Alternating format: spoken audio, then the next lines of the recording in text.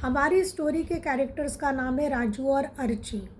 राजू और आर्ची दोनों की नई नई शादी हुई थी। शादी के बाद दोनों का पहला ही वैलेंटाइन डे था। पहले वैलेंटाइन डे को लेकर दोनों बहुत ज़्यादा एक्साइटेड भी थे। राजू ने सोचा कि इस वैलेंटाइन डे को आर्ची को मैं बहुत सारे सरप्राइजेस दूंगा, और दूसरे दिन राजू ने एग्जैक्टली वैसे ही किया। जैसे सुबह आर्ची उठी, उसने देखा कि उसके रूम में हर जगह कलरफुल बलून्स थे। रूम का बहुत अच्छा से डेकोरेशन भी रात को राजू ने आर्ची के सोने के बाद किया था।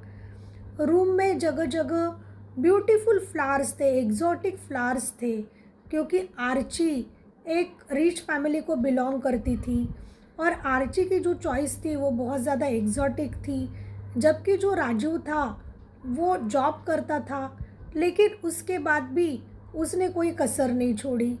उसके बाद सुबह का पूरा ब्रेकफास्ट बाहर से ऑर्डर किया था और सब चीज़ें आर्ची की पसंद की थी। दोपहर के लंच के लिए जो आर्ची का फेवरेट रेस्टोरेंट है वहाँ पे उसको राजू लेके गया। वहाँ पे जाके दोनों ने अच्छे से लंच किया। उसके बाद दोनों बाहर घूमने चले गए, दोनों ने ढेर सारी शॉपिंग की।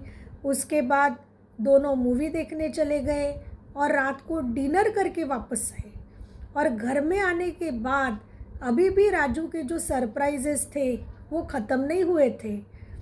जैसे ही आर्ची ने घर में एंटर किया, उसने देखा कि 3-4 ब्यूटीफुली पैक गिफ्ट बॉक्सेस उसका वेट कर रहे थे।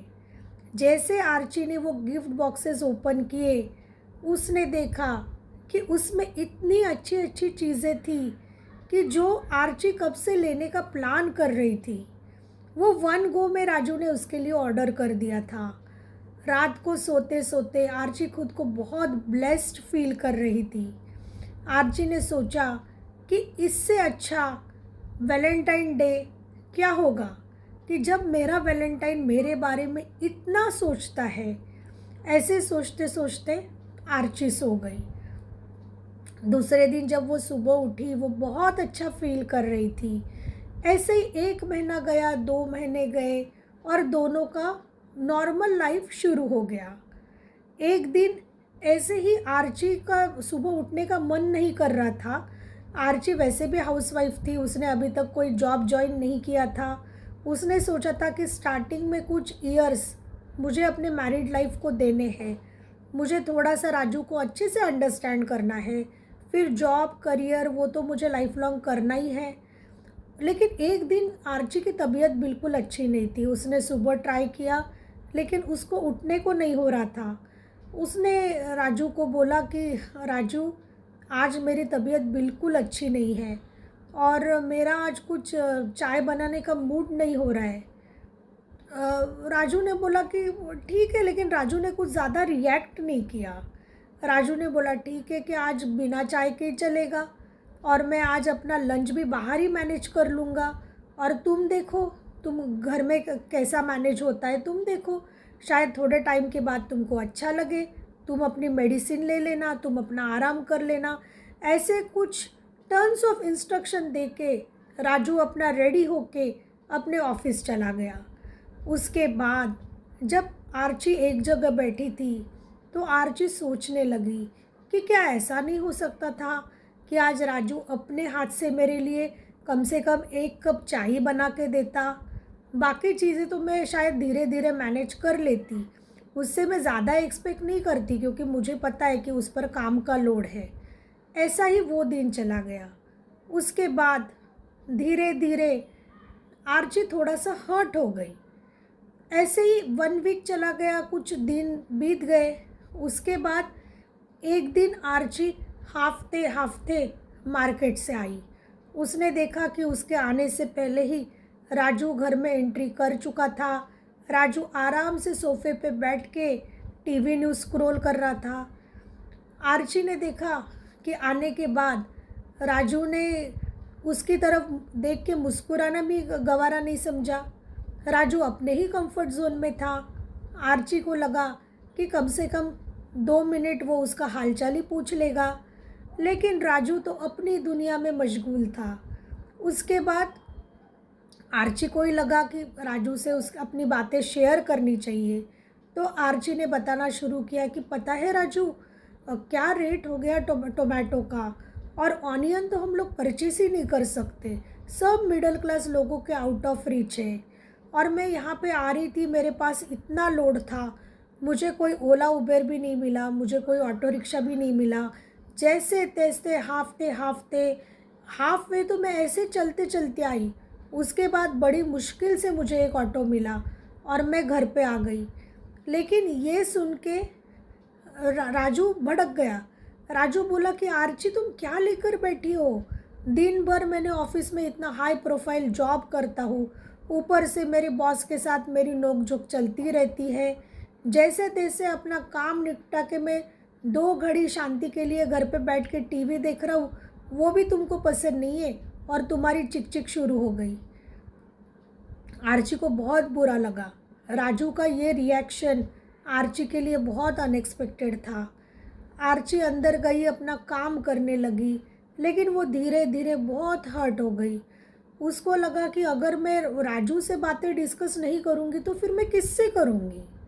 मेरे दिल में जो कुछ भी आएगा, लेकिन मुझे कोई पार्टनर तो चाहिए जिसके साथ मैं अपनी बातें शेयर करूँ, अपनी तकलीफ़ें शेयर करूँ। उसके बाद कुछ दिन और बीते। एक दिन दोनों शॉपिंग करने सुपरमार्केट चले गए, उनको कुछ ग्रॉसरी लेनी थी। ग्रॉसरी लेते लेते एक डिज़ाइनर कुर्ती आर्ची को बहुत अच्छी लगी। आर्ची ने इंस्टेंटली बोला, राजू ऐसे टाइप की कुर्ती तो मैं कब से ढूंढ रही थी, क्या मैं ये कुर्ती ले लूँ? राजू ने फटाक से बोल दिया कि आर्ची, हम यहाँ पे दूसरे चीज़ों की शॉपिंग के लिए आए थे, और लास्ट मंथ ही तो तुम्हारा बर्थडे हुआ था, तब तुमने इतना मनचाहा परचेसिंग किया। अभी एक कुर्ती नहीं लोगे तो क्या फ़र्क पड़ेगा, लेकिन एक कुर्ती लेके हमारे महीने का बजट ज़रूर तुम गड़बड़ कर दोगी। अभी तुमको बजट के बारे में भी सोचना पड़ेगा यार, इस तरह से फिजूल खर्ची नहीं चलेगी। और ये सुन के लिटरली आर्ची की आंखों में आंसू आ गए। आर्ची ने सोचा कि शादी के पहले तो राजू मुझे इतनी बड़ी बड़ी गिफ्ट्स देता था, मुझे कुछ बोलने की भी ज़रूरत नहीं थी। अभी वैलेंटाइन डे की बात ले लो, कितने सारे गिफ्ट के पैक्स घर में ऐसे ही पड़े थे, जबकि मैंने किसी भी चीज़ की डिमांड नहीं की थी। लेकिन आज मैं दिल से ये कुर्ती लेना चाहती हूँ और राजू ने मुझे सबके सामने हटक दिया। तभी से वो लो फील करने लगी थी।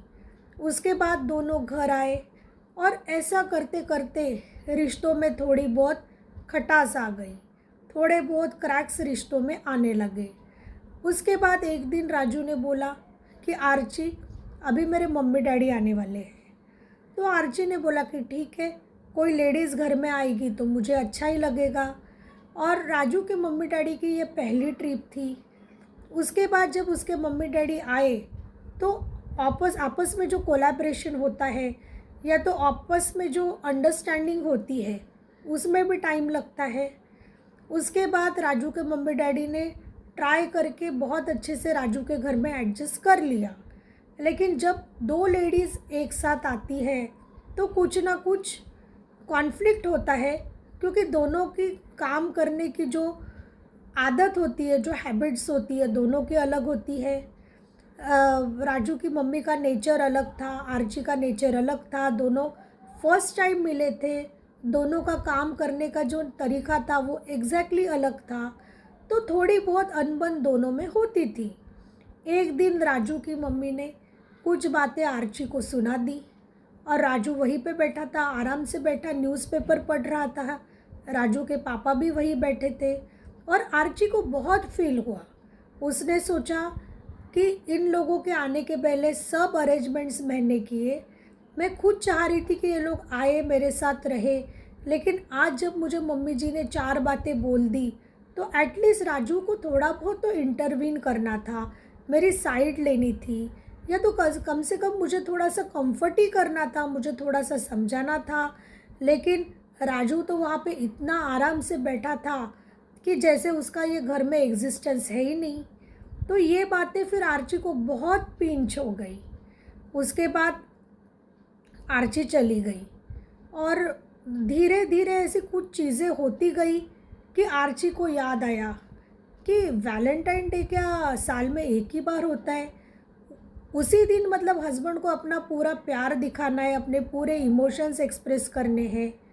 और ऐसे डे टू डे लाइफ में ऐसे कितने सारे सरकमटेंसेस होते हैं, जबकि थोड़ा हस्बैंड को वाइफ के बारे में सोचना चाहिए कि एटलीस्ट आप दिन में एक बार अच्छे अच्छे दिल से गुड मॉर्निंग बोल दो। कभी वाइफ यदि आपकी तकलीफ़ में हो तो कम से कम एक कप आप चाय बना दो। कभी यदि वाइफ आपको इधर उधर की बातें बताती है और आपको इंटरेस्ट नहीं है, फिर भी मन मार कर 10 मिनट आप उसकी बातें सुन लो। कभी यदि वाइफ और मम्मी का झगड़ा होता है, तो यदि आपको रेफरी का काम करना पड़े तो किसी दिन तो आप रेफरी का काम कर लो। अगर ये छोटी छोटी चीज़ें अगर डे टू डे लाइफ में हम लोग करते हैं, तो वैलेंटाइन डे में हमको ज़्यादा एफ़र्ट्स लेने की ज़रूरत नहीं। नहीं तो एक दिन का हमारा जो 100% एफ़र्ट्स है, वो डे टू डे लाइफ की वजह से वो 0% हो जाता है।